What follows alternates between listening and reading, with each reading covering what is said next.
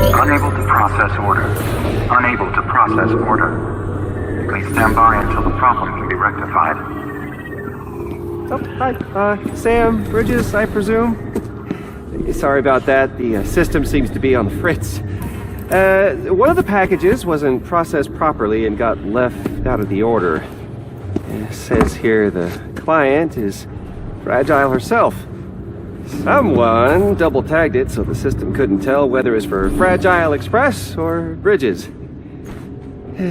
Anywho, really sorry for the hold-up, and, careful. The contents are fragile. Yes, okay. Welcome to Between the Joysticks. Press start and then we're off. Nick and John, they've got the sauce. Breaking news and some hot takes. Even if there's some mistakes, Nick is captaining the ship, while John gives thoughts straight from the hip. But when their powers combine, we're all in for a hell of a time. Between the Joysticks, it's the best. Up to 6 things they will address. Tell all your friends and settle in. Between the Joysticks now begins. Hello there, and welcome to episode 135 of the video game podcast Between the Joysticks. I'm your host, Nick, and as always, I'm joined by my co-host, John. John, I haven't seen you in a couple of days, a lot longer than I usually have to see you. Is that a good or bad thing? It's a good thing. Okay. I think it's so. a good thing that you didn't have to see me? You take it out. Yeah, but I'm going to twist your words, whatever you do. No, it's terrible when I don't get to see you, bud. That's nice. Of course. Aw. Of course. And a big reason is because obviously this show, we love to talk about video games. So Been I doing know it you're for 100 and how many weeks now? You just said. 135. All right. Yeah, it's not bad. Yeah, we're coming up on our 3-year mark. So I came up with some questions to get you back in the feel of things. Usually by this time when we record the podcast, you and I have talked about video games a lot up until this point, caught ourselves up. But I got some fun questions to get you loosen Okay. those lips. All right. And I want you to be 100. Wait. Okay, this is a family show. Let's loosen my lips. And I want you to be 100% honest, John. No lying on these questions, all right? Okay, I don't lie. I just sometimes embellish. Okay. All right. And this first question's a big one. Okay. Do not fucking lie on this question, all right? Pressure. All right. How many people have you killed in video games? Oh, my God. Oh my God! Is it a lot? How many people Should I call have- the police right now? How many people have I killed in video games? Yeah. If you were to put a number on it. You know, it's funny because, like, you know, okay, I'm starting at 10,000, right? that's just where my brain goes, and then I go, Probably a year. right? I was like, there's probably some game that I killed 10,000 people in. You know, I played Vampire Survivors. Does that count? Yeah. All right, then it's got to be. Every Goomba you've stomped on, every headshot in Call of Duty. I'm gonna go 100 mil probably. I don't know. That's not the question I was expecting. All right, you heard him. Take him down, guys. Get it. Swarm. I mean, arrest this man. Yeah, dude. I think I killed the first couple bosses in Hollow Knight. You know, at least a million times. So, wow. Yeah, this year alone. I don't know. It would be. You know, this is a complete departure, but this is what you've done when you get my brain going. Yeah. Have you ever thought about the idea that when we die, when we go on from this world, that there's a final stat sheet of our lives that Yeah. you could? I would spend so much time Like looking a over final playthrough screen. Yeah. You killed this many people in video games. You killed this many people in real life. Right. You know, you ate this many pounds of pizza. It's like Right. I'm the weirdo that would spend hours poring over. Yeah, those it's like stats. after you beat a Resident Evil game, I want to know, what's my grade, and then I want to score. Do I get the S rank or Exactly. And then I also want comparative stats, right? I want to see like, okay, what did Nick do in his life? Oh, Nick only drove 47,000 miles. Well, I drove 500,000. I don't, it's dumb. Right. But yeah, there's my little. Yeah, your whole life broken down into Yeah. like a video game stat. I love stats. Rank everything. Yeah. Yeah, I obviously there's no way to ever calculate this thing. You know, it's hard enough just to keep track of all the games you play a year, let alone the amount of, as a central game mechanic, straight up murder is. I'm just trying to think. You do a lot of it in video games. I'm trying to think which sneaky games would have like a disproportionately or like unassuming high kill count. Like Right. like a Binding of Isaac. How many things have I killed in that game? Yeah. Probably not that many compared to Vampire Survivors, but Right. you know. Anyway, Yeah, how many enemies have you mowed down? murked. Yeah, quite a lot. Yeah. All right. Okay. Question number 2. What would you do if you worked in video games? If you were to go work for like a Naughty Dog, I like this question. yeah, what would you like to do in the most perfect sense? It might not be what you think you'd be good at, but is there ever have you had any interest in any kind of and there's so many things you can do: art direction, quest designer, Yeah, definitely music, definitely- audio production. Definitely not art. I'm not a. I'm the guy that draws stick figures for everything. Because I'm naturally drawn towards combat and combat systems, and I really love. I would want to be some sort of weapon designer, I think. Like, I love roguelikes, right? I love these kind of games that have fun, nuanced ways of combining different weapons and skill sets and things like that. So if you could get me on a team that's part of, like, generating, different weapons and how they interact with each other and things like that, I think that would be, like, if I was working at Sony Santa Monica and I could be part of even just the Leviathan Axe team, like, that's the one I want to be on. Yeah. Very satisfying. Something that everybody interacts with, everybody likes to do. It's something I think, correct me if I'm wrong, you said you would want to be a UI designer, correct? Isn't that what you said in the past? I usually go in that direction. And, like, that's super cool and all, but I would also worry that be like, nobody's appreciating this, unless if you're playing Persona. Right. Where, like, people are like, oh, look at the UI, where everybody else is just like, I do take that from, like, a practical standpoint. It's something I notice that I think I can do better, like, especially like, I love CD Projekt Red. I hate their UIs. I hate it for Cyberpunk and Witcher especially. And I know that's not easy by any means. I'm not sitting there saying, for sure, well, I could walk in there and do it better. Not that they've probably play tested a billion different versions of it, and this is what's the most convenient for the player. But it just seems like one of those things we interact with a lot. And as we talk about, and we're going to talk about Death Stranding later in this episode, another game with UI after UI after UI that it's not easy, but it would be an interesting way to kind of approach the tedium of video games. I love the crunchiness of weapons hitting. Yeah. So it's like, if I can, crunchy. And I mean, you can go anywhere usually, right? Once you have your base design, like you had a Vampire Survivors, like, I'm sure designing weapons for that is the fun part. That's what I mean. Yeah, it's like, oh, sick. Okay, cool. We're gonna do a Bible. This is a bad example because Castlevania exists, but right. What's it do? I don't know. It spins around you. Well, what happens if you combine it with this thing? I don't know. And then it grows and it pulsates and it does this and then it does that. And again, Binding of Isaac is the one I always think of with this, where it's just like, wow, that was a good idea, guys. Right. Doing weapon systems like this, but yeah, all right. Question number 3: Who would you want to meet in the video game industry if you could sit down and have dinner with anyone? Ooh. I know voice actors are probably up there. Yeah. But is there anyone not in that I realm? mean, honestly, my head there's two people my head immediately went to, and I'm going to sit here and think a little bit longer, but it was Neil Druckmann and Cory Barlog were the two that popped in my head. Yeah, Neil Druckmann would be up there. He's a very interesting guy. Yeah, and like about the world in general, right? And he's got ties with an HBO show and things like that. It would be really hard to resist wanting to, like, just Herman Holst or like somebody like that, where I can just like, is this?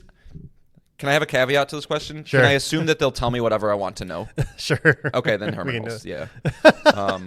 Like, Troy Baker would be super cool. Ashley Birch would be super cool. Laura Bailey would be super cool.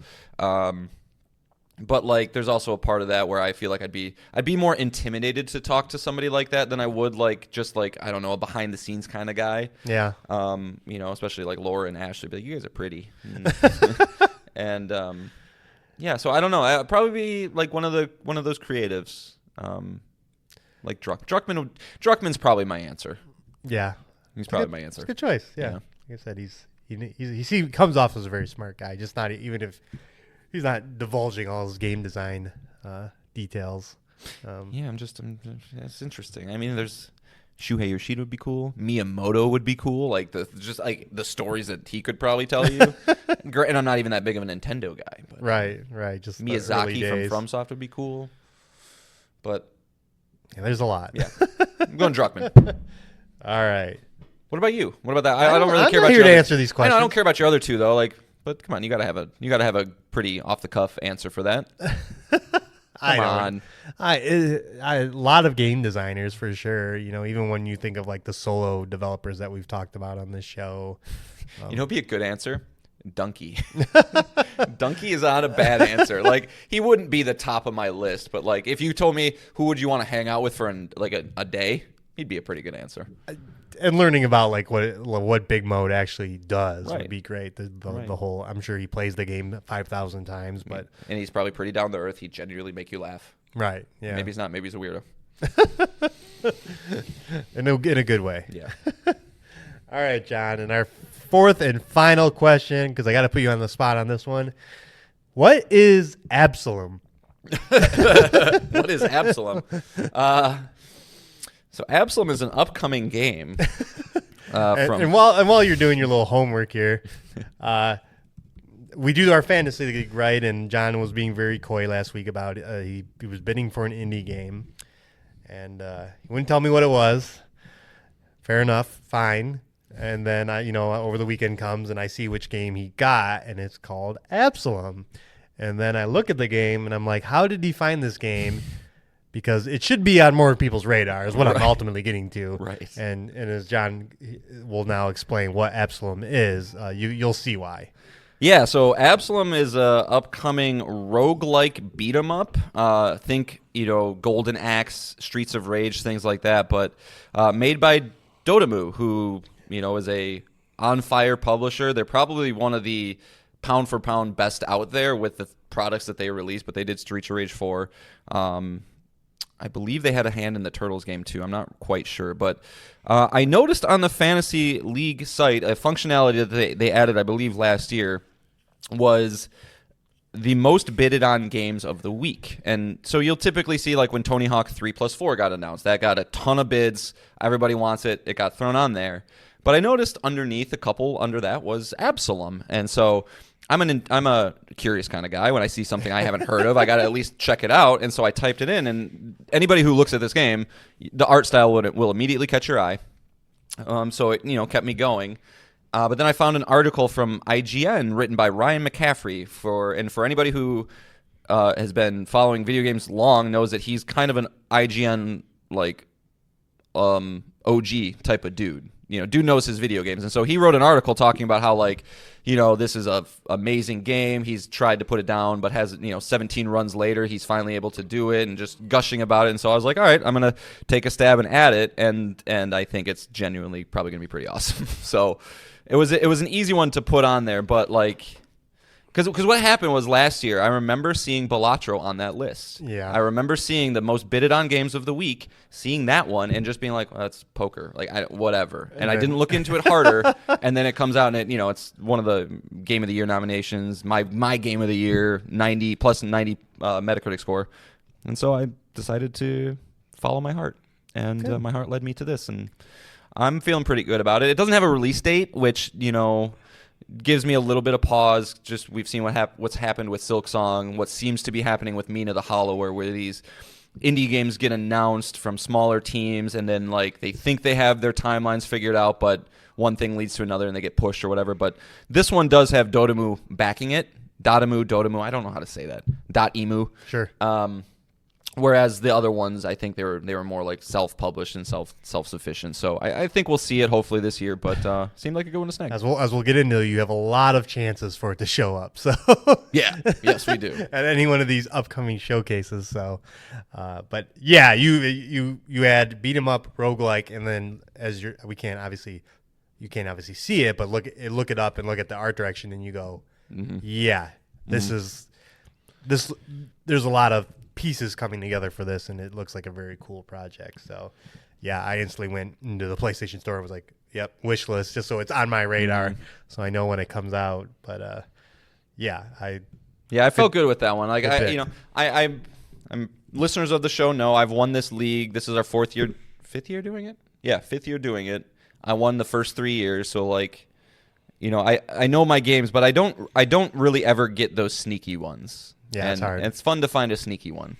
And we'll see. Maybe it'll bite me in the ass and it gets a 74. That's true.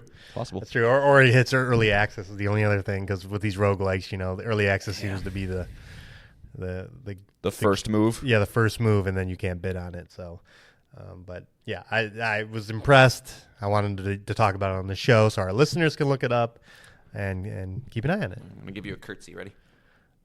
Curtsy. Thank you. All right, and then I might retire this segment, but The graveyard? Are we going back to the graveyard? No. Oh. I might retire that one too because and I'll say that because if I don't enjoy talking about it, then I want to get rid of it, right? Like if we're talking about if we don't enjoy live talking service about games coming to a graveyard and we don't care for them in the first place, I'm like, why are we wasting? Our listeners then probably don't care. Right. And if we don't care, then we're not going to. Yeah. Right. But it's kept coming up, and so I had to do it, and because other big players got involved. But have you been following all the drama around Assassin's Creed Shadows? Tangentially? I mean, I've just been seeing how it's like huge numbers and all that, but like people are mad about. I don't know. Just isn't it the whole protagonist, like the thing that people have always right? about? Yeah, people want this game to fail, and not for the right reasons. Not like for like Ubisoft to make a change or something happen. Just because, it features, a woman and a black male protagonist. So woke. Yeah, so people will attack it for that, and so it seems like every insider that reports on this game is getting hounded. Everyone's jumping onto articles about this because it seems to be doing very well. Second biggest Assassin's Creed launch I think ever. Yeah, behind Assassin's Creed Valhalla, which again came out in 2020, came out on PS4, PS5, and during COVID, which all games during that time saw a lot of sales. Mm-hmm. But yeah, there's just this whole narrative of the game being bad for bad faith argument, not because it actually is bad. I mean, it's an 81. It's fine. And we talked about it on the show. If Ghost of Yotei was not coming out this year, I would be tempted. Right. I'd be tempted. That even the official Assassin's Creed Twitter account had to clap back at Elon Musk. That's how ridiculous this thing is getting because Elon Musk chimed in. What did that man have to say? It's not even worth bringing up. That's fine. But it just kept coming up all weekend. It was like this one's reporting the sales, and because now we're so as a community. Sorry, I just saw what their response was. Is that what the guy playing your Path of Exile 2 account told you?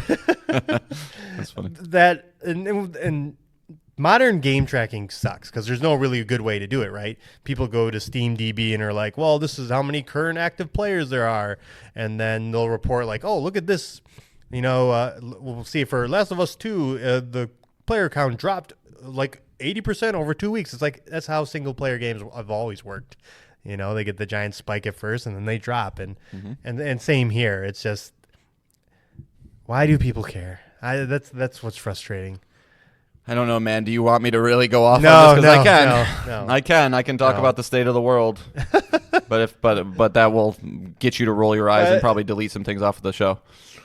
But yeah, and I think John put it right. It's like this game will sell. If you ignore the internet drama, Assassin's Creed has always been a seller. So probably it's Ubisoft's number one franchise. Well, and the unfortunate thing is like we not only should you be not disparaging the game, it's like you should probably be saying like, hey, you know what, Ubisoft, like it's not perfect, but like at least they're trying to do right by their consumer. Like they're not innovating, they're not doing broad scale strokes of maybe what they should be, but like they took this game back under the curtain to try and brush it up. Objectively, that was because they didn't want to get clowned by Sony later this year. But like they're trying to do the right thing. Well, Star Wars Outlaws really made them think twice. Sure. When that game sold like dirt. Sure, but like what I guess I'm trying to say is that like stop looking for reasons and try to look.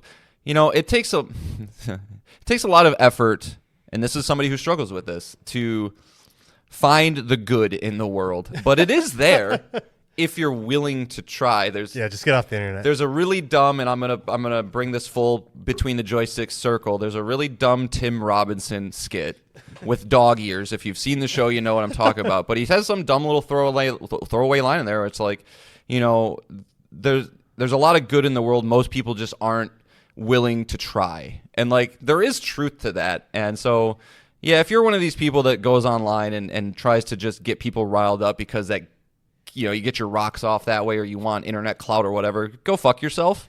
And and then the people who are playing Assassin's Creed because they just want a big, gushy, juicy open world with pretty simplistic everything, let them have their shit. Like, and just shut up. Yeah, it's not hard. Yeah, like I'm a hater, man. Nick spends a lot of time around me. He knows I get bothered by things that I shouldn't get bothered by and let things get under my skin. But if I can just take a second, breathe, realize that doesn't matter, and move on and focus on what I need to focus on, is what it is. Right, and as we're not high in the game either, as you said. Neither of us have plans to play it. That's where that ends. Right. We see Ghost of Yote out there, and that's the one we want to play. So.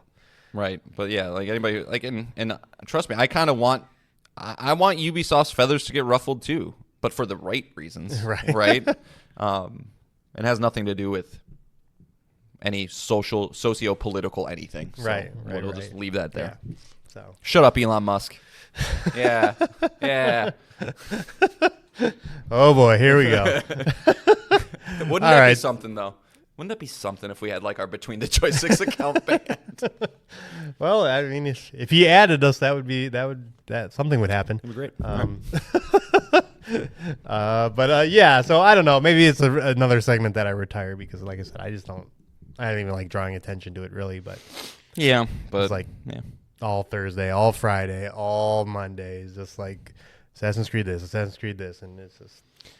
Yeah, all that to be said, though, we are, 6 days from launch? And wait a month, guys, because nobody... So 6 days for launch for what? From launch of that game, right? Didn't Assassin's Creed come out 6 days ago? Yeah. Right, so we're in the zeitgeist right now. People are going to be loudest, and I guarantee you in 1 month, nobody's going to be playing Shadows anymore. The game will be $30, and then people who want to bash on Ubisoft, you'll be back at it, and you can do what you want to do. But then nobody cares, though. Yeah, nobody cares. But that's kind of what I was saying, where I want them to feel the sting of it, but from a business side, not a sure. Because we're just going to be right into the next big thing, and the next big thing is all about Nintendo, John. Yeah, it is. But let's talk about the show before we get into that. This is how the show works. John and I both bring up the 3 things to talk about for a total of 6 things. And Nick takes his pants off. Yeah, at the very end. It could be a video game we're playing. It could be a news item. It can be a topic. It can be something from you, the listener. You can write in at betweenthejoysticks@gmail.com. Twitter DM us at joystickspod, or a comment on our YouTube page at Between the Joysticks. Sorry. Any of those things, we bring it and we talk about it. And John, this episode and next episode are going to be very Nintendo heavy. Whether we like it or not, my man. As we talked about in January when they showed off the Switch hardware, that they were going to do the Mega Blowout, a Nintendo Direct, on April 2nd at 9 a.m. Eastern Time. We expected this thing to be everything about Switch 2, release date, price, all that. But we're going to put the brakes on that because breaking news... Right before we recorded for this show, sneaky fucks, we're getting another Nintendo Direct, and it's not coming after that date; it's coming before it. So we're going to label this the Nintendo Direct Mini. It is coming probably by the time you listen to this, March 27th. You really should have called it Lite. Yeah, okay. Just based on the Switch, right? Nintendo Direct Lite. Okay, we'll go with Nintendo Direct Lite. Live edit. March 27th, 10 a.m. Eastern Time. No news of Switch 2 will be in this thing.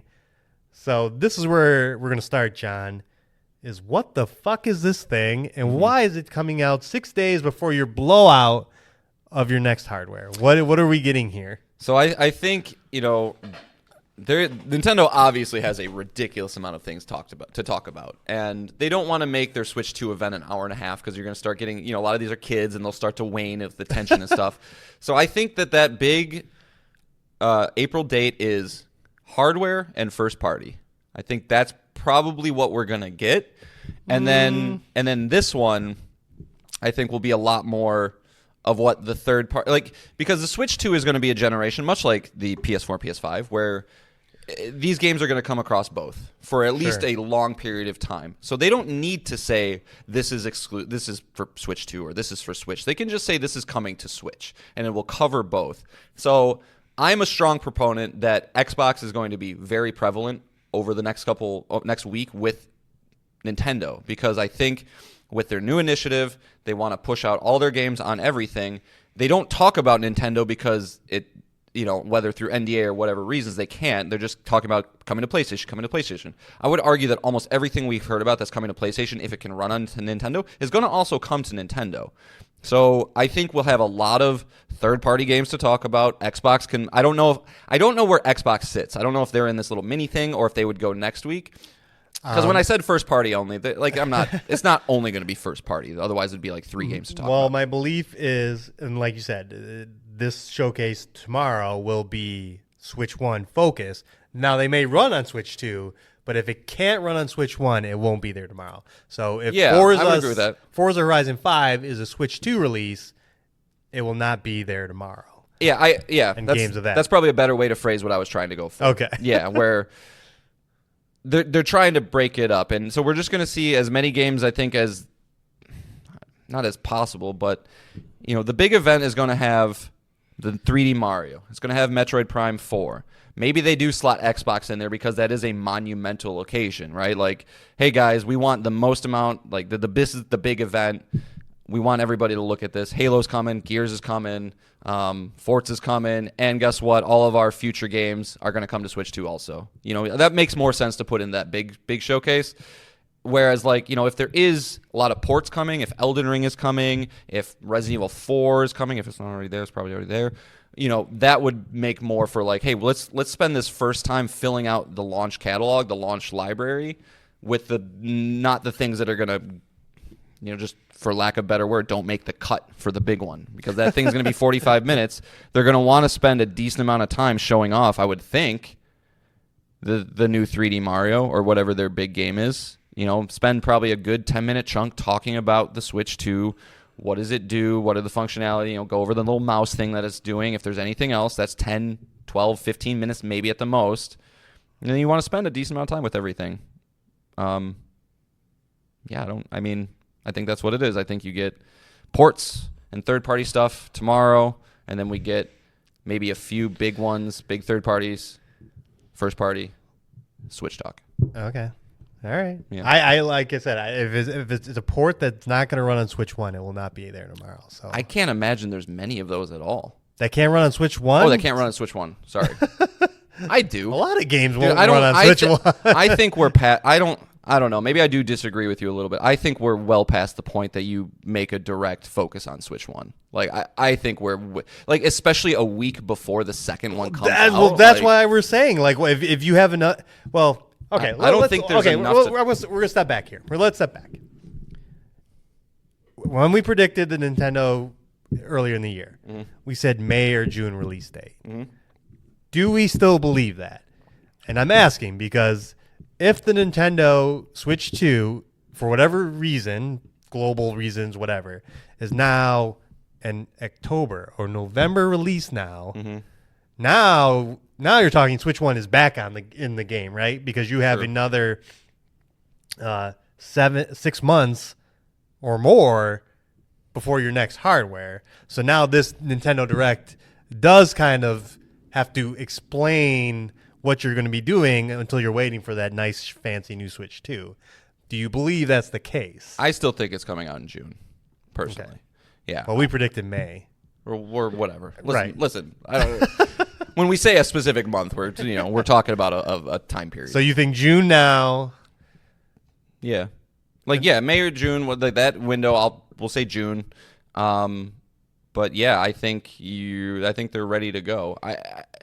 They could listen. The tariffs and all that shit could delay this thing, but you also can't just flip a switch on a dime to be look, here's all the games we have. No, they're now for Switch. Now, granted, they could be look, we're just gonna have to really scrape that barrel and throw in these games that a lot of people aren't gonna get that excited about for this mini direct.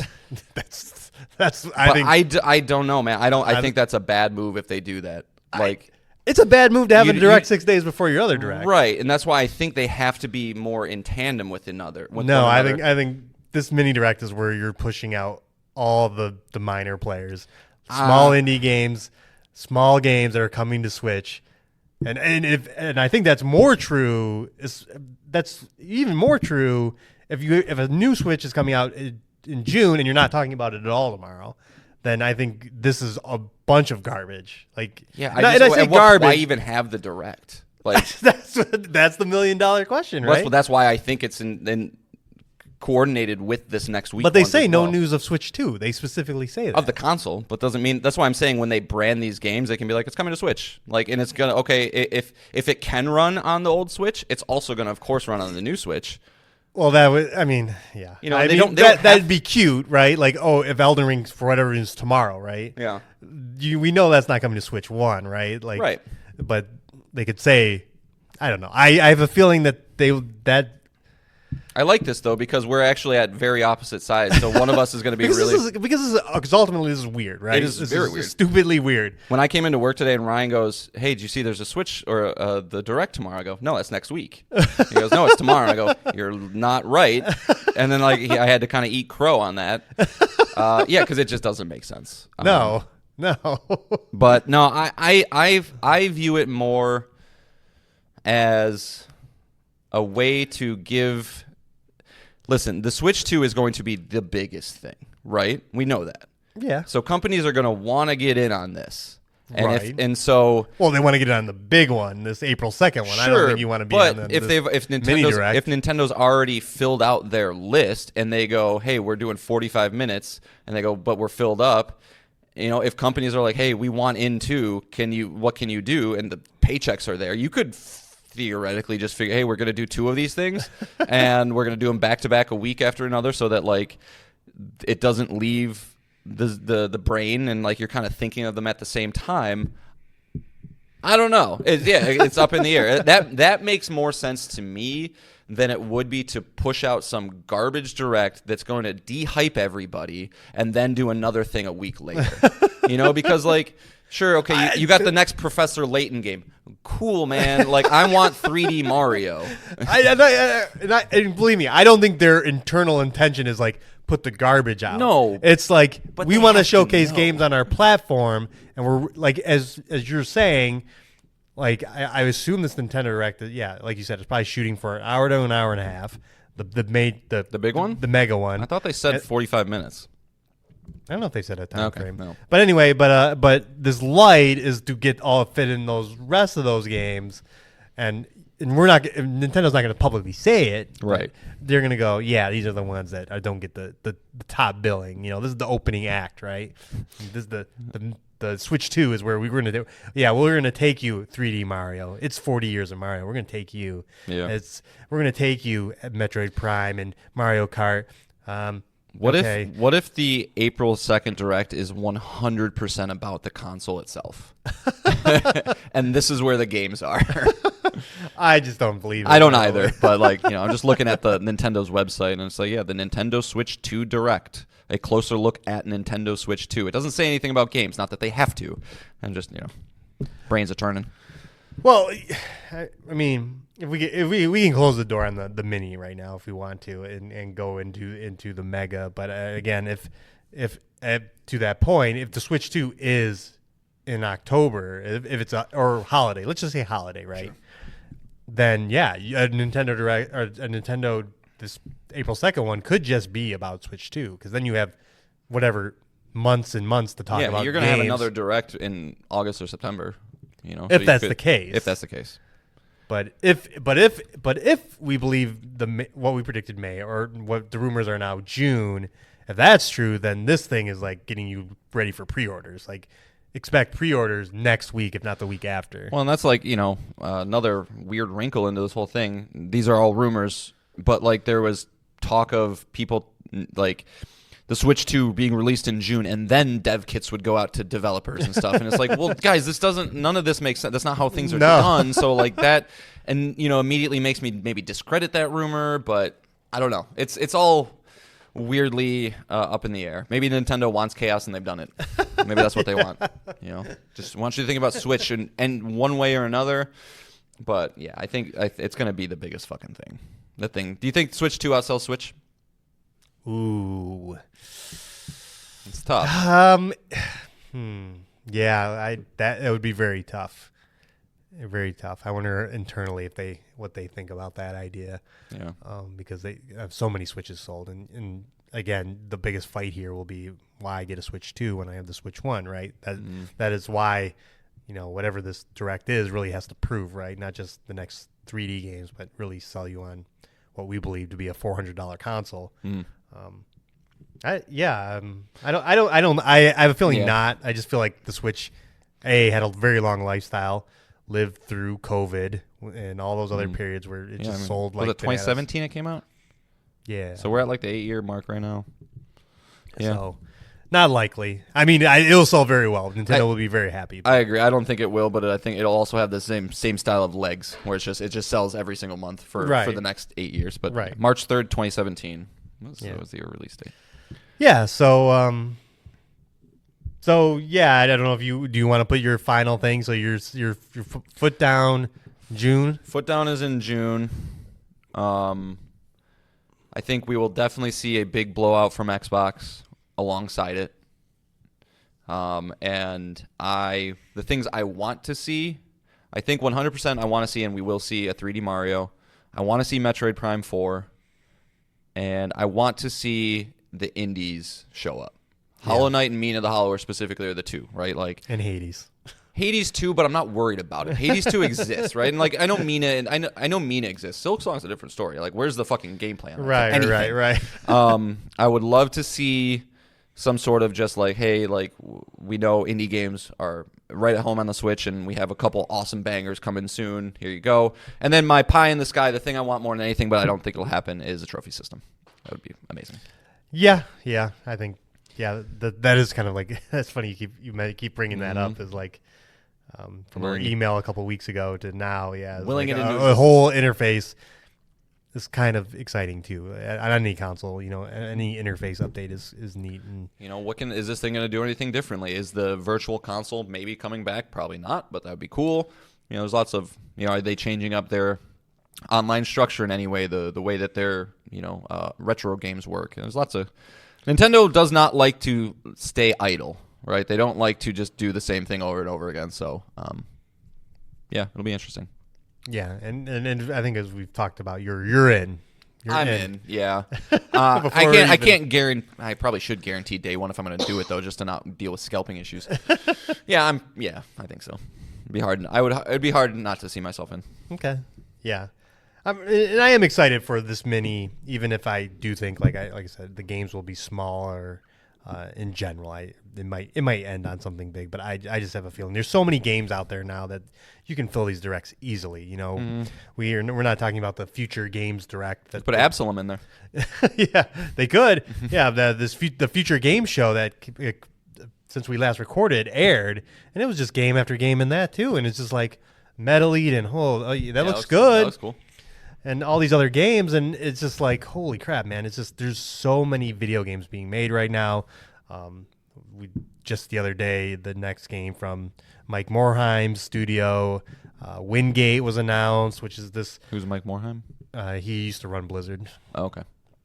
Which is this space Sea of Thieves clone that they're working on. There's just so many video games out that I think the mini will be full of those and hopefully, like we say with all these showcases or directs, is like, can I just get like 2 to 3 games where I'm just like, yes, please. Mm-hmm. Yeah. Mm-hmm.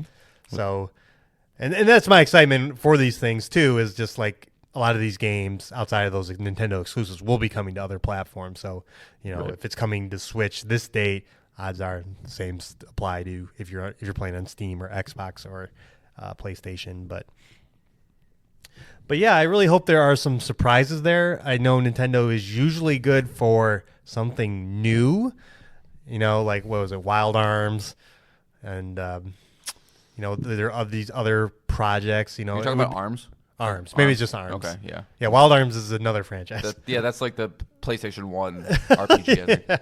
I think. The hopefully that they. And we talked about the mouse functionality, so there probably is something to go with that, right? That the Joy-Cons can be put on their side and used as mice. Nintendo as always, like a Wii Music, they'll come up with some kind of first-party game to work with that, and that will get me excited. Yeah. The Nintendo are probably the best at spin-offs, right? You know, you think of Paper Mario or Super Smash Brothers is kind of a spin-off, Mario Party, things like that. Take the franchises we know and love and, give us something new. It's impossible to ever even try and predict what they're going to do because who would ever predict, the Wii U controller? Who would ever predict the Wii when before that was a thing? So it's like, just let them cook, let them do something weird.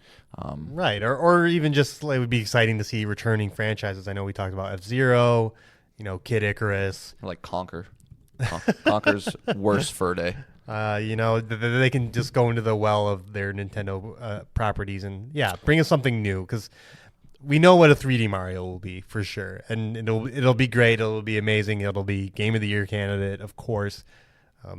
Nintendo best designers in the world working on 3D Mario. So it'll be interesting. I wonder if they're feeling a little breathing down their neck now that Astrobot's out. Like, oh shit! Oh god, there's a competitor. They are not worried about Astrobot.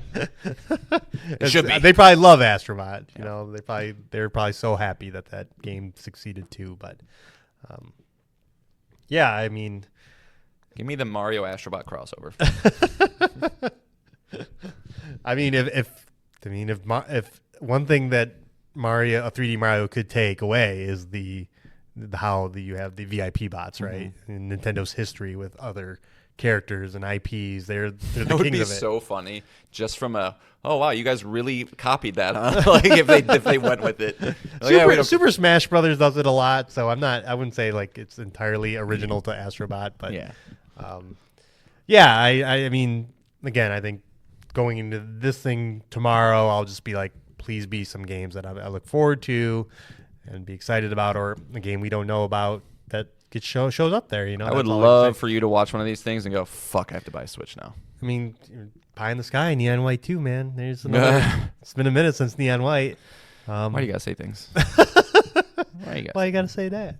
That's true. When did that game? Was that in 2021? I think so. 2022. Okay, so for an announcement, it's not. Yeah. Well, yeah, it's around the like time. Not to belittle anything that game does. I can't imagine it's one that would take a ridiculous amount of development time. It's mostly just level design. Once you get the designs of the levels down, I'm sure it's just kind of like right. That's probably so offensive to the guy that made that game. Oh, that's all it is. That's easy. That's easy. All it is. Both of these things, like they're going to be big for the industry as a whole. It'll be the most talked about thing just from a news standpoint, but then also just the games that are going to show up here because they have all eyes on it will be on all the other platforms too, most of them outside of the Nintendo first party. So probably going to get remake and Rebirth, and I don't even know what's on there. Is like Doom Eternal on there? I think it is, but I don't know. Yeah, so it just from a game standpoint, we're gonna be happy. And again, to tease the next episode, it'll be all of Nintendo the whole time. We'll be talking about this mini or the Lite, Nintendo Direct Lite, and then Nintendo Direct Main. And new hardware, man. It's just I know. It's great. That's the main reason why you're in, right? I go, yeah, probably, just because I have no self-control with these kind of. Right. I've said this story, I'm pretty sure, on the podcast before, and I've said it to you before, but like, yes, I have children. I'm not a heartless father, but like the feeling of when my PS5 arrived at my door, it's like the giddiest you can possibly get as a grown man nowadays. So, it's I love that feeling. New box, man. Yeah. New stuff. Yeah. And I'm with you. Hopefully, even I'm not sure. Like the world is so weird right now that I'm not sure that it's coming out the first half of this year. But it would be great if it was. Yeah. That would be wonderful. But we'll know soon. The Switch 2 landing this year with a launch library that Nintendo typically has will usher in is this one of the greatest years ever conversations, I think. And that's going off of, this front half of this year has been really slow, but the promise of Doom Eternal and Ghost of Yotei and a 3D Mario and stuff like that, it really could elevate this thing. Yeah. This year. Pretty wild. So by the episode 136, we'll know all about it. It's wild. Wild stuff. Wild stuff. All right. John, you're back. Yeah. So our next thing can be all about you. You've done some. We very rarely get these moments where John has a lot to say about a lot of video games. Well, let's temper expectations. And sometimes I talk for a long time. Sometimes I'm shockingly short. I dare say your playtime since we last talked is probably in the double digits as far as hours. Yeah. Well, and we'll get one out of the way that has to do with a little bit of that. But so I did complete Alan Wake 2, which I'll save here for a second, but I wanted to really quickly talk about a game that is kind of a review in progress. It's a new, fresh game, which is also a rare thing for me, but I've been playing with my boy, Levi. We've been playing through Split Fiction. We're about 4 to 5 hours in, which just looking at a couple brief walkthroughs just to kind of gauge where I'm at in the game, it seems to be right under halfway mark, so which tracks because I think it's kind of one of those 10 to 12 hour games. If you kind of breeze through it, if you're 100%ing it, you're going to get more in the 15, 16, 17 range, I believe. But suffice to say, this is a special game. This is a very, very high quality experience, and Nick and I both famously kind of didn't expect this one to. I didn't think they could do it twice. To be what it was going to be, and I'm happy to report that we're both completely wrong. This is a pure level up from a video game standpoint that you would experience from a team who has a clear vision, right? I'm thinking like Assassin's Creed 1 to Assassin's Creed 2, Uncharted 1 to Uncharted 2. It's not to take anything away from those first experiences. It Takes Two is a great game, but they just leveled up everything about it, from the way that the gameplay feels, the graphical fidelity, the matureness of the story, and it's just a very special game that I think is going to end up being I'm not going to say it's going to end up being one of my favorite gameplay experiences of all time, but what I can say is it's providing an experience with my son that I don't know if I've ever really had with a video game. That's an incredibly special, important thing to me, where him and I are genuinely at the same level of funness, of engagement, of the things that we're doing, and Levi, if you ever listen to this later in life, please don't take this the wrong way, but like sitting down and playing Descenders with him or Roblox is nothing compared to this, where it's like, cool, I'm like, he spent the last 2 nights at his grandma's house. He's on spring break. His cousins are off spring break. They're just hanging out. Right. I was like, no, come home. I want to play this game. What are you doing? But yeah, man, it's everything that, the 90 that it's sitting on an OpenCritic, incredibly justified. The level of creativity that is shown here, I knew it would be high because It Takes Two did that, but they're taking it an extra degree as well. And yeah, I can't say enough about it. Is it perfect? No. I do think the characters are kind of cringy and annoying. You're basically, the plot of the story is you're 2 writers trying to get your works published. One's a sci-fi writer, one's a fantasy writer. Hijinks ensue, and you're kind of, things don't go according to plan. But what you end up getting, at least narrative and story-wise, is kind of just like a lot of bitching, where it's like, I don't want to be in your world. I want to be in my world. Why is there so much violence? And then you go in the other world. Why? This place sucks. This is stupid. And it's just kind of like, all right, guys, I get it. Like, it's the same thing with It Takes Two. It's like, we get it. You're divorced. You guys don't like each other. Okay, right. It's fine. And so there's not a lot to work with on that standpoint, but it's fine. It's the reason that, like, I'm not, this is a review in progress, but like I will tell you, it's trending towards a 9, right? It does a ton of amazing things that are what I look for in video games, but at the same time, like, there's still some areas of improvement. But never again will I doubt Hazelight, I don't think.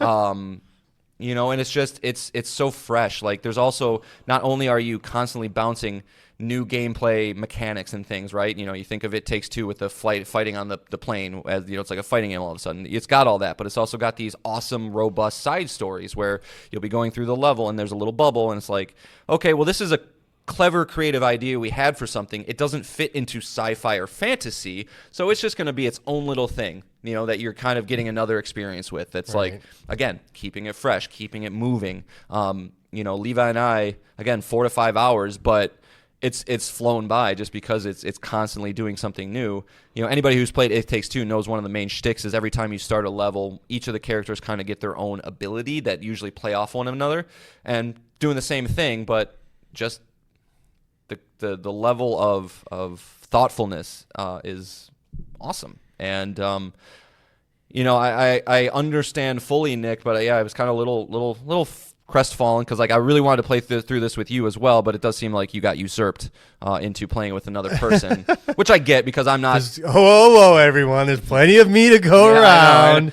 I mean, I did buy this game, so I was, you know, I do hold the keys to the castle. But you know, because I was playing through it and I was like, you know, if It Takes Two, again, I think the analogy of like Assassin's Creed to Assassin's Creed 2 is very apt because, you know, we played it through It Takes Two together, and it was fun. It was a great experience. It was unique and new. But like, this is just, it's, I don't know.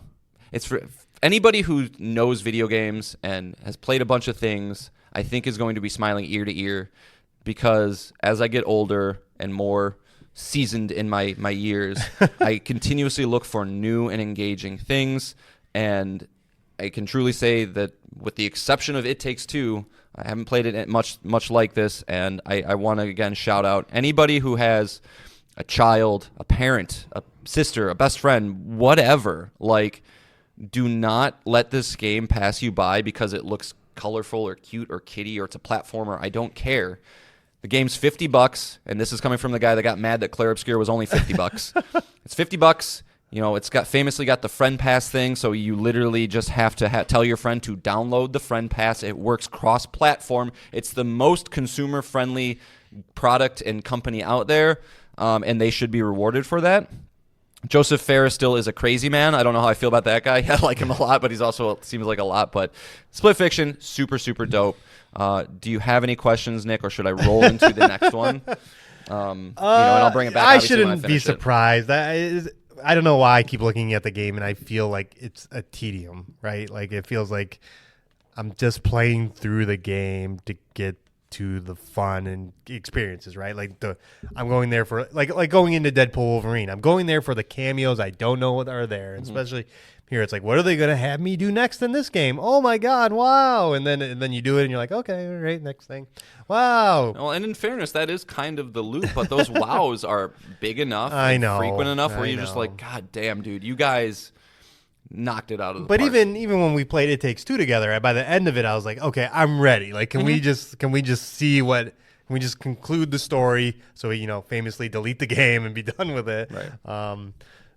But yeah, I've seen, the clips that I have seen. They make me laugh. They're just absurd and they look fun. And like I said, I think if you play with someone special or important to you, that it enhances the experience because you're both going, whoa, what are you doing on your side? And you're doing, oh, what the fuck? Yep. And it does it over and over and over again.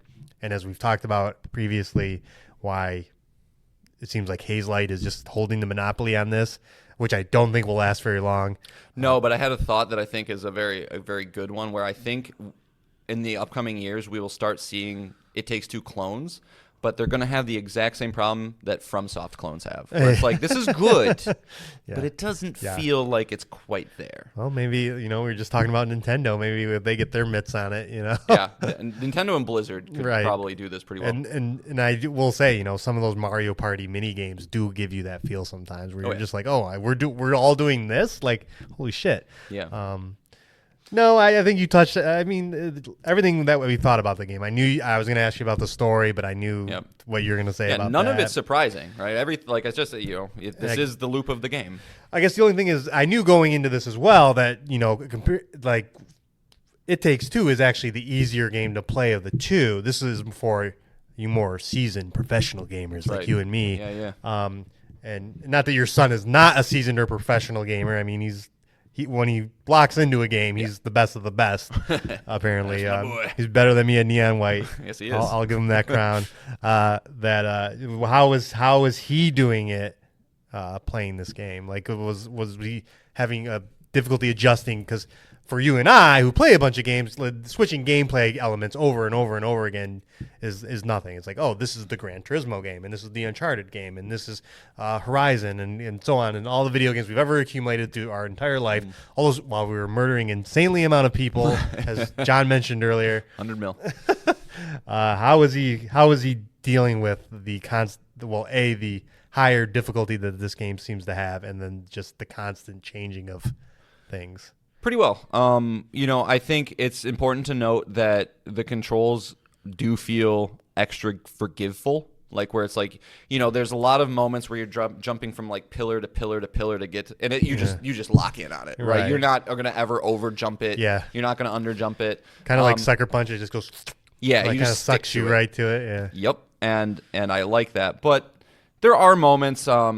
First off, he's 8, so after about 2 hours, little things start to get to him. Where like in the beginning, he'll be like, "Oh, I died. Wasn't that funny?" And then by hour 2, he's like, and he just loses his mind, and I have to do the dad thing. I'm like, okay, we're taking a break. But he's not struggling with it really that much. I will say there are some minor puzzle elements that he's not wrapping his head around that well, but I can be there with him and like literally just look at both. Okay, go there. Okay, cool. Now I got this one. Okay, go there. Right. But it is a lot more. What I would say about the difficulty is like, and we got a Platinum Cuphead and I did Hollow Knight, so I'm a platforming god right now. But it's not too bad. It's a lot quicker, I would say, where you have to kind of like juggle. I have to do this, then this, then this, then this, then this in a quick succession, and you got to pull it off. But a couple tries and you'll get there. Right. And I've seen like if their failure state is like an Astrobot, right? It's like you die, bloop, bloop, you're right back. So it's another gorgeous thing about and as long as both people don't die, you'll never reset entirely. And so it's again, I don't know, intentional, not whatever, what was or what wasn't, but it's just a beautiful co-op experience. Like it knows exactly how to do it. So yeah, kudos to them. I'm sure they played that game over 1 billion times with people who had all walks of life to kind of get to that level of, hey, I'm comfortable saying, hey, play this with your spouse, and you won't divorce. I will say one thing that has been, one thing that has been getting to him, and he's just got to learn, is anytime there's flying sections, there's a decent amount of flying, inverted, and he's like, "Why, Dad? I'm pushing up, and I'm going down." Yeah, I know. What do you mean? And like he can't tweak it. There was one special. Well, why don't you put the controls the right way? I did, and then it didn't seem to help. Oh, okay. I don't know, but I feel for him. That is something that I always have to like recheck my brain. Is like that kind of like mechanics. There was one specific side quest that was basically like your typical fly through hoops. Mission. Did not like that one. Okay, but fair enough. Yeah, so I'll have more to say. Maybe as I go through the gimmicks kind of wear on me, and I will get to that state of like, okay, let's wrap this up. But really, really, really good stuff. But on to the star of the show. So I was able to finish finally my full playthrough of Alan Wake 2. Now, last week I talked about how I wasn't. Was that last week? Yeah, that was last week. I wasn't super crazy about it. And I thought it was a good game that just, the pathing and stuff like that sucked. I've like I said, I finished it. Alan Wake 2 is a very, very good video game with a couple big John problems that I'll get into. Okay. The pathing is one of them. Sure. So I thought, this is a story that's told in 2 parts, right? You have your Saga Anderson story, you have your Alan Wake story. Right. Saga's story, great. I liked going into the Mind Palace. I liked figuring all that out. I thought at the start of it was going to be really hard to figure out which one it needs to go on. Not that hard if you just pay attention to it. And it felt like I was a detective and I was uncovering this mystery. Right. Alan Wake sections can go away. like the hotel, especially. Yeah, I don't understand and why some of the choices were made, where it's like, okay, well, maybe let me take a step back. Maybe not choices. So I had the gimmick of changing the narrative of the scene to kind of get you to go where you need to go. Really cool in premise. Cool idea. I liked how it operated. Yes. But with the lack of direction on how to get through because it's a barrier to progress.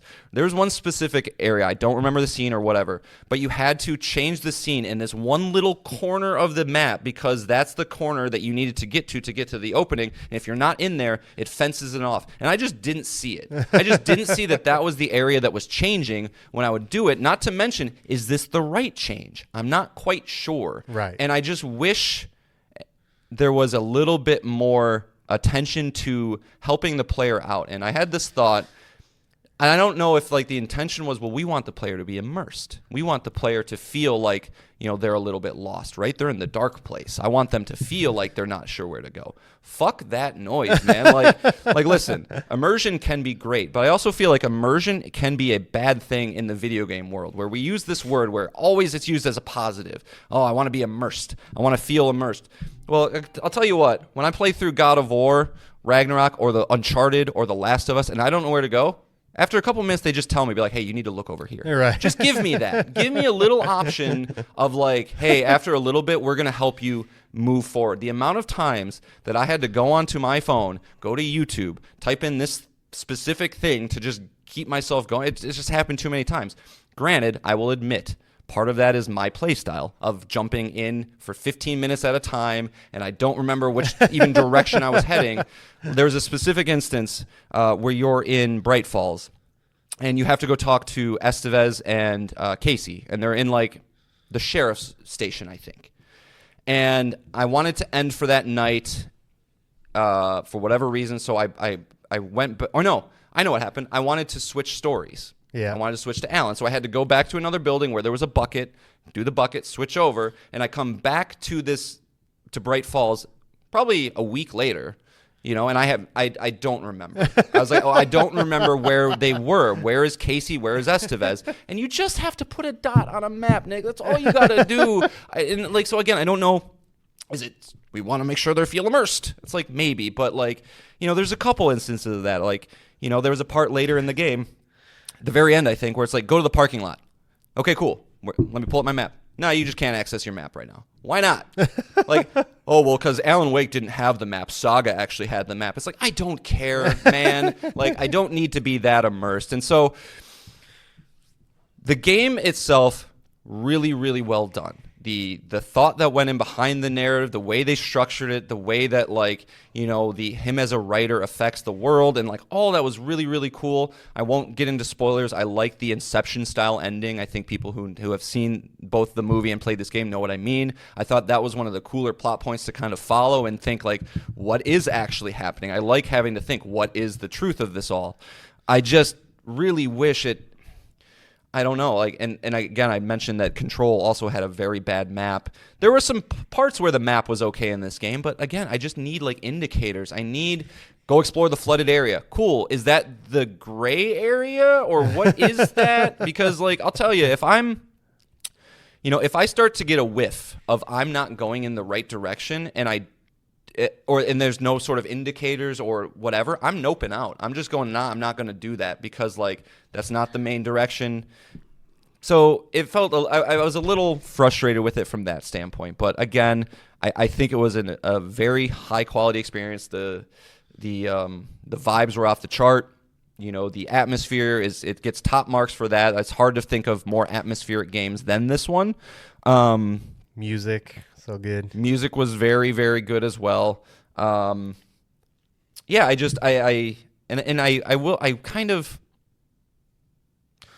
narrative, I know I just sung its praises, but I also felt like there was kind of I'm going to ask you a question, Nick. What are the biggest plot points of the story? And I know it's been 2 years since you've played it, so that's unfair.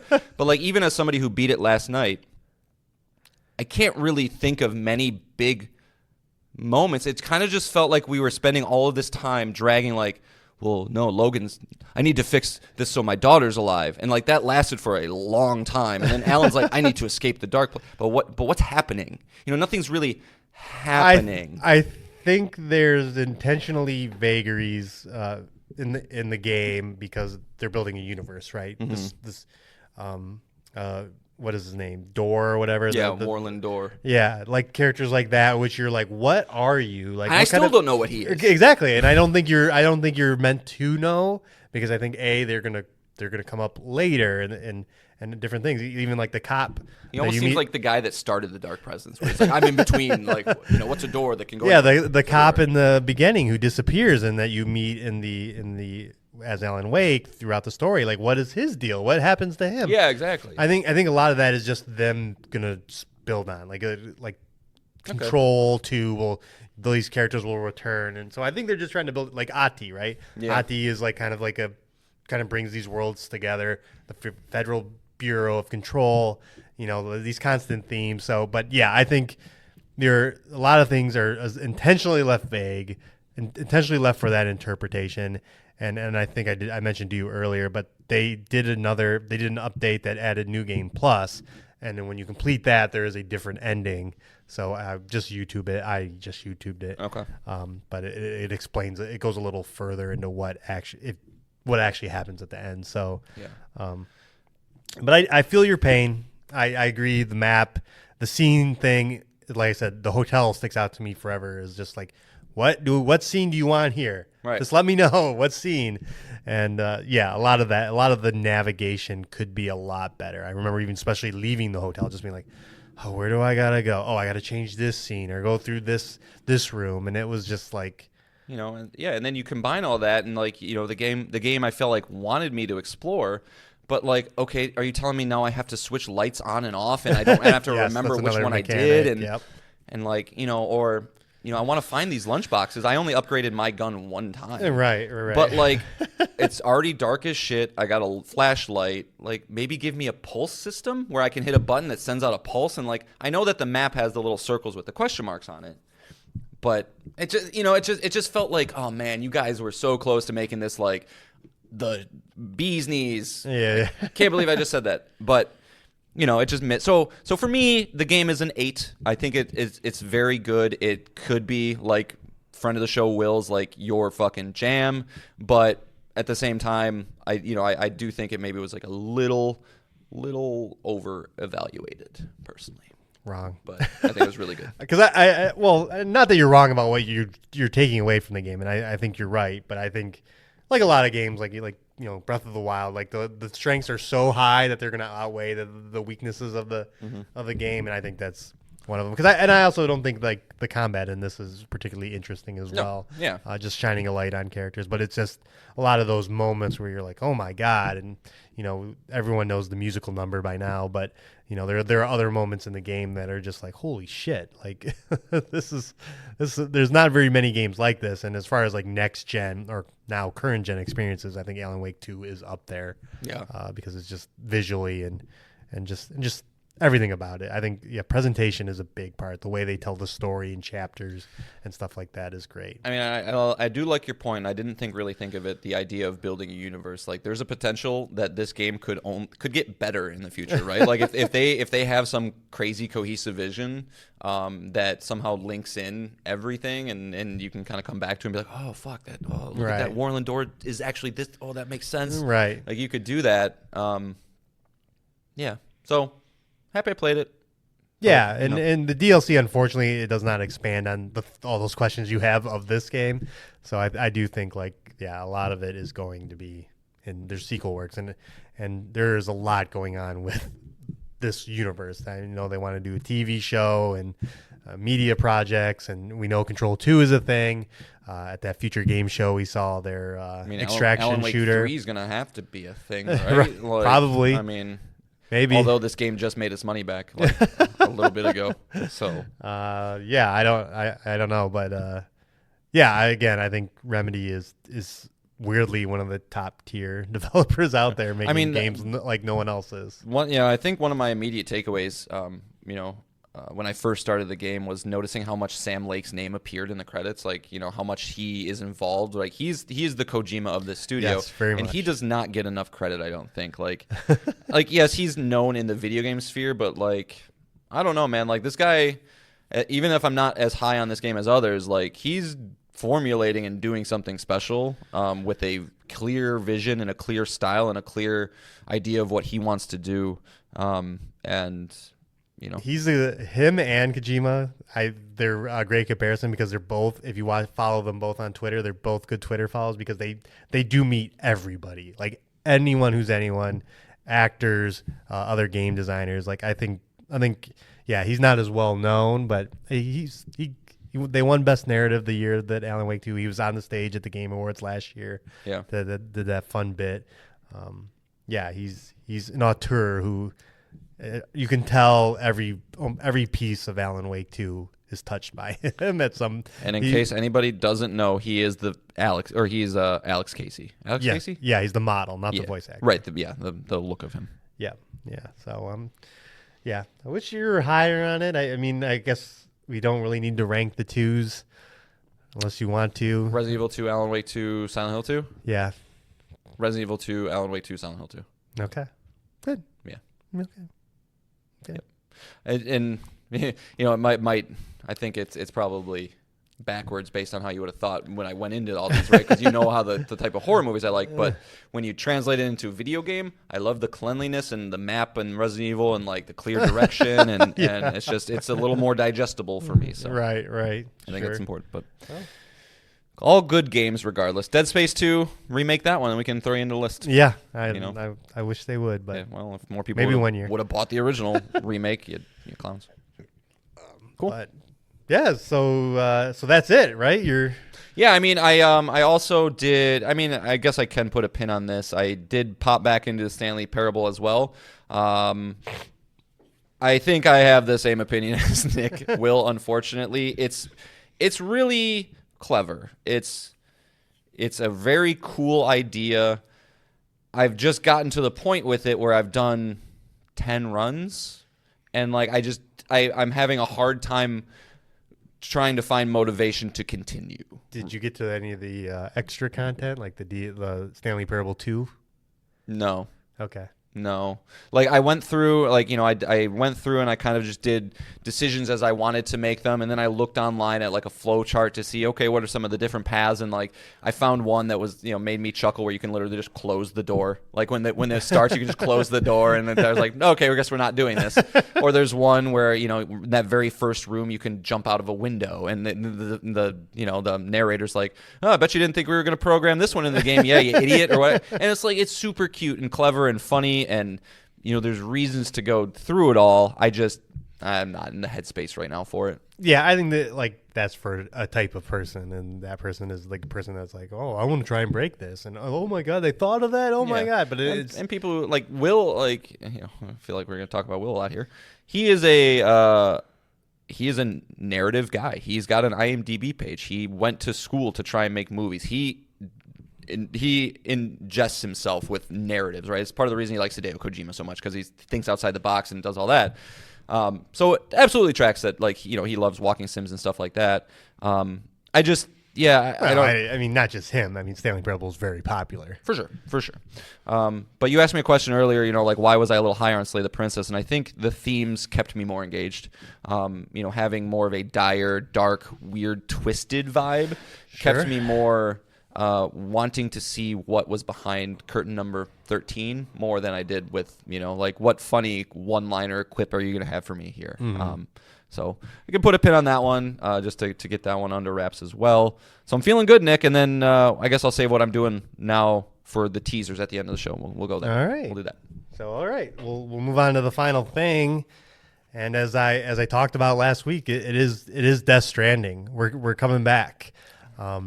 Famously, we were talking before we started recording, is like, because I looked at my achievements, and the last achievement I had in Death Stranding was in June of 2022, and that is when our show started. Yep. When we started recording this podcast, and I think it was because famously, Death Stranding was a black hole for John and I, and we would use what we ominously termed the wheel, because it would always choose the worst pick, and it picked Death Stranding for me to play next. And I don't really remember my mindset back then. I knew that I had gotten stuck.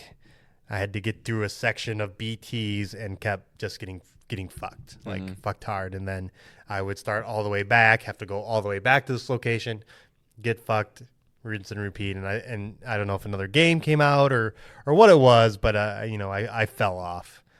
But as I talked about before, Death Stranding 2's trailer came out, looks incredible. Looks like it's going to be one of the biggest games of the year. I talked about, we talked about Video Game Donkey earlier. He has a famous video where he shits all over Death Stranding in a review, and then he releases, I think it was like a year later or whatever, another video saying revisiting Death Stranding, and he kind of goes over the weaknesses and the strengths, and ultimately says he loves the game. He played it more than one time. Didn't he give it his game of the year that year? I don't remember I think he did. if he did that. Because he does what we do, where it doesn't matter if it came out that year or not. Okay. So here I am. I'm revisiting Death Stranding. The first game from Hideo Kojima since he left Konami and Metal Gear. PlayStation exclusive. All of the hyped marketing that he did. What the fuck was this game, right? All the teases. Nobody knew. Norman Reedus, who we thought was going to be in a Silent Hills game. Yeah. If we all remember the PT demo, like that all happened. There was going to be a Silent Hills game with Norman Reedus and Guillermo del Toro and Kojima all working on it. Yeah. Oh well. Yeah. What could have happened? But here we are. So, again, all I can remember is that I got stuck. And wouldn't you know it, John, when you go back to the game, I get through the section the first try. Did you? I couldn't fucking believe it. Yep. Yeah, I was like, and it was the end of that chapter. I was like, oh, the chapter's over. Now you're moving on to the next chapter, this next part of the world. And I was like, fuck. Like, okay. Yep. Which is a good place to be in, because had I gotten stuck again, we might not be here right now. This is the main reason that I fucking have to play everything, Nick, because there's always something in my brain goes, yeah, but what if? Yeah, what if? Yeah, but what if? Yeah, and so now I'm into the game kind of full bore, I'd say. Like, a lot of things are unlocking. I'm playing a lot more. I'm getting really into the game. And it is interesting that the game is pretty much a direct sequel to Metal Gear Solid 5. A lot of ideas in that are here, including that game had like endless missions. This has endless deliveries, each with a number next to them. A lot of the menus and interfaces are very clunky, and there's a lot of it. They kind of get in your way a bit here, but just like Metal Gear Solid 5, the idea of in Metal Gear Solid 5, you'd have the mission, extract people from this base. It'd be on the map. You could pick where you started from, and then you could use all the tools of that game, which were insane. Like, I love that game. I probably have not used every single item in that game because there's just so many. You can have blow up decoys. You can bring your fake dog, or your not fake dog, your real dog, and he can go in there and slash people's throats. You can do it all stealth. You can blow it up. I'm just picturing a dog walking on his hind legs, sneaking up and has a knife, and he carries it in his mouth. And he really slashes their throat. Yeah, he slashes their throat.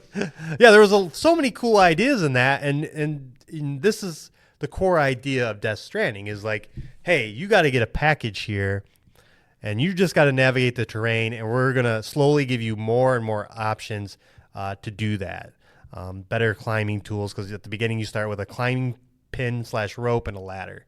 But you get motorcycles, you get a little trolley that will follow you behind you, and yeah, I think when this game is hitting its peak, it's when you're successfully navigating this terrain, finding cool things, enjoying the cool vistas. I was walking down a river with my little trolley behind me, and we came up on this. It was a massive waterfall. It was huge. It was gorgeous. It was raining. It was just like the perfect atmosphere. And then I was like, oh, man, I can't get this cart up a ramp. Let me see if I can navigate these rocks to get to the top. I did. It was wonderful. It's a beautiful experience. At its worst, is just like a Kojima game, is like the insane plot. Just so much dialogue. Every minutia of detail has to be explained in this. How timefall rain works, this character's backstory. Just you're overloaded with information all the fucking time. Well, the screws in this trolley were actually invented by Die Hard Man himself back in the fall of the ridiculous of the country. Names for characters. The Otacon, the Hal Emmerich equivalent in this game is actress Margaret Qualley, which is great. And especially now, she was in Best Picture nominee, The Substance, last year. Oh, was she in that? Yeah. Oh, I didn't notice.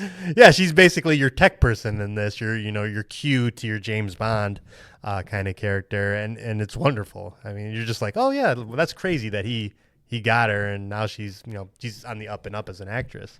Oh man, you know what I just learned? She was born in the place right next to Glacier National Park. I like her even more. But she's called Mama in this because why not? You want to call her Mama?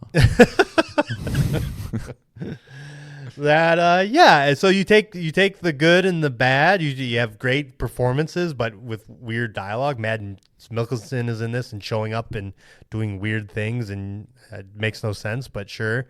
You have a game that and another cool thing about this game is when you finally get to these locations, these remote areas, what the overall plot of the game seems to be is to connect them to the network. Mm-hmm. And in this game, once you're connected to the network, you're connected to other players and what they've done to the world. And now the world's starting to get like terraformed.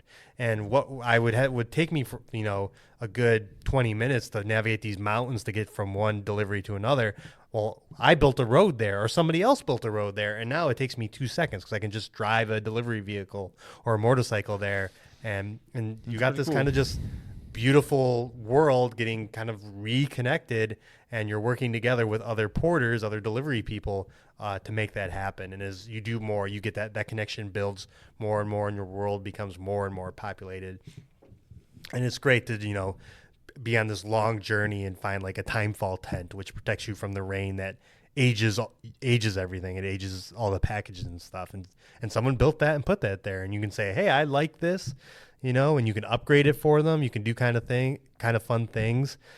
It's just, it's an interesting system. It's very similar to, Souls is the same way. I know that's John's bread and butter here of, leaving messages for people, letting them know where they can go, coming into your world is kind of like, This is much more robust though. Yeah, it's actually physically impacting the environment. Yeah, of course. And how do you program that? like think about that for a second. How do you program that? Yeah, it's like asynchronous. Just kind of it pulls in some, but not everything because thousands of people played the game. And yeah, as we talked about with like Kojima's Twitter being crazy, the other part of this game that's crazy is going to these prepper houses and just finding out who's there. Like what crazy character. You mentioned Herman Hulst. He's in one, of course. Isn't Conan in one? Yep, Conan O'Brien is in one. The director of Kong Skull Island was one. Peter Jackson? Oh, no, Kong Skull Island. Yeah, he's this guy with his big beard. He hasn't done a lot of stuff. Okay. But it was just like, you're going to see the director. I'm like, well, with Kojima, this could be anything. It could be Jordan Peele, it could be anyone. And it's kind of the another just nice touch is that like, man, it's just going to be a bunch of celebrity cameos in these roles, and Conan's great. Did you know that guy's directing the Metal Gear Solid movie? Oh, is he? The King Kong Skull Island. Oh, there you go. Yeah. Why is James Corden cast in that movie? Who would James Corden be? Well, I'm sorry. Right. I'm going to derail us. Keep going. No, I think that's just the Kojima touch, right? Is who the performance is, the people that play it. But yeah, and the nice thing about me continuing to play it is the game is getting easier just because I'm getting more tools, right? BTs are fucking annoying. They're invisible enemies. Yeah. You can't see them. The baby starts crying. It gets crazy. They fill the world with goop, and then they try to pull you down. It's frustrating. But as you keep playing, you get more tools to deal with them, and they're really not a big deal. That's what I've heard. They're not, I had to do like one giant boss fight, and it was okay. It wasn't on like Kojima games, Metal Gear games, like boss fights are it. Usually they're some of the most memorable experiences in a Metal Gear game, but the one I did so far was just No From Software boss. Yeah, but yeah, no, I'm actually liking the game a lot. There's just weird weapons. Like I have a sticky gun where if I see a package like 50 feet away, I can shoot it and it just pulls it right to me. And sure. It's like I have a one of those sticky hands that we had as kids. Yeah, exactly. With them. Exactly. And now I have a delivery truck now, so that makes things easier. Especially like if I want to go back to locations I've gone to before. So I need to get Jake to my house to play past chapter 2. Yeah, you want to get And into then chapter 3. All right. That's where I'm, and so I just started chapter 4 is kind of where I'm at, but I don't see any reason why I would stop now. Yeah, I think it's a very interesting idea that could, just like most Kojima games, you could probably, let's let's edit the story a little bit. We can like a Alan Wake 2. Do we need to explain everything? No, let's just tone it down. But the core idea is there of planning a route for a delivery, connecting this universe, building it up. It's great. It's really good, and it's in the Decima engine. It looks gorgeous the whole time. Well, I'm happy for you, buddy. Now you all of a sudden have one new huge game to look forward to this year. Yeah, well, I'll hold judgment until I finish this through, but I can't see a reason after seeing that trailer why it wouldn't be day one. There's Death no way. Stranding 2. I've heard that Death Stranding. You've gotten past the parts that people don't like. Right. Now you got to figure out why his mom's the beach. Right. Yeah. And it is like I said, there is a lot of downtime, like delivering a package to a location you've never been to before. That's that's 20 minutes of walking and navigating terrain, and for some people that's going to be like, I don't want to do that. But John's the hiker here. You do enjoy it. It's great. Yeah. There's something weird and cathartic about it. Yes, exactly. It's weirdly relaxing. I was walking through right before where I stopped. I had to go through this long section where I hadn't been before, and I was almost expecting, because it was like a fallen down city. It was like it had been destroyed just over time, and I was like, oh, there's going to be a cutscene, right? There's going to be a cutscene, and then there's going to be a big boss fight here. It just feels like it, right? But no, I just navigated through it, walked through it, and your character's good at being animated. Like he adjusts his shoulders. You can sit down and stretch your legs if you want, and it gives you stamina back. But yeah, we were just walking through it, and it was just chill. Sure. I was just no big deal with all the packages on my back, and it was just this is a simple life. Yeah, this all sounds great. I'll be curious what you think at the end, because it's not that to me. It's not that people go this is fun, this is a good game. It's that people go, this is one of the best gaming experiences in my life, and it's like, dude, how is that possible? But I'm happy. It's just different strokes for different folks. Yeah, I think I think of the Sacred Symbols boys where they're ranking the PS4 games, the top 25 PS4 games, and they put Death Stranding at 2. It's like. I just can't wrap my head around that, but I think again, it's the highs are so high that they outweigh, like I said, and a lot of Kojima games are this way. Is the highs are so high. There's so many unique gameplay experiences. When in Metal Gear Solid 1, you had to unplug the controller moment, right? Yeah. This already had a moment like that, and I won't spoil it here, but you gotta tell me after the show. I'm curious. But yeah, it's fun like that. It's Kojima like a Sam Lake, the touch he puts on these games. The moments when you're walking and just those random songs come on. Well, that's why I thought I was gonna love this game. when the very beginning where you're walking down the moss covered thing and and then low roar. Yeah, I was like, this is dope. Right. And then I had to see a BT. Yep. Yeah, and then the same thing in this is they keep doing that to you, and you're like, oh, this feels good. You just timed it at the right moment, and it feels organic. It feels great, and I think that's that's the Kojima, like you said, the Kojima touch. The dude famously edits his fucking trailers himself, so he's got his finger on every. And that's you got to give the man credit. You got to give him all of his flowers. He's not for me. But breaking news, Nick. Goat Direct Simulator, April 1st. Get a Goat Simulator showcase. Oh, great. Hell yeah. Levi will be pumped. But so we'll revisit Death Stranding again when I finish it. All right. So we'll see how it goes. Happy for you, man. You don't sound like it. No, I am. I just really have to pee, so I'm just. Oh, I'm sorry. No, you're good. I have this gallon of water next to me, so we need a code word. Yeah. All right. So that is it. Those are the things. The teases, obviously, we said Nintendo. Ton of Nintendo. Yep, Nintendo, and then I have picked Final Fantasy VII Rebirth back up. So The X that won't go away. Yep. I mean, I finished Alan Wake, and I was like, okay, backlog, where are we at? And like, my backlog is shockingly sparse. At least, I was telling, except for like Tales of Arise and Dishonored 2 and things like that. But the fringe ones. I'm not gonna push those up for anything. Right. But Rebirth is that one that like it's on my shelf. It's sitting staring at me. I did enjoy it, except for very Queen's Blood and stuff. So I just took my own advice and got back in. Skipped because like I was in Costa del Sol. I was like, I have to do this because I need a companion card to get Aerith a costume. Well, I didn't realize there was multiple ways to get a companion card. Right. So I was like, I'll skip that one. I'll go just do the dumb Rocket League Red 13 game. Right. So I did all that, got past that. I'm back into an open world. I'm having fun. Hopefully we'll get through it this time. All right. Cool. And like more Death Stranding for me. Nintendo. I'm fucking psyched. Get hyped. Now that is going to be huge. But all right. Silk Song, give it to me.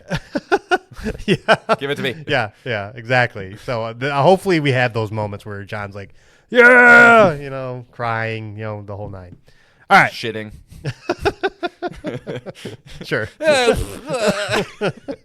This is coming out of every orifice, just like he wants to right now. Yes. All right. Yes. So song of the show, it's that Death Stranding moment. We're hitting the crest. We're walking into the sunrise, and a Death Stranding song's coming. And this one is "Asylums for the Feeling" by Silent Poets. A great song, very long song, but still, Kojima knows his music, so Yes, it is. all right. We will see you next week on the other side of Nintendo. Be hyped. We'll see you then. Hell yeah. Bye. Bye.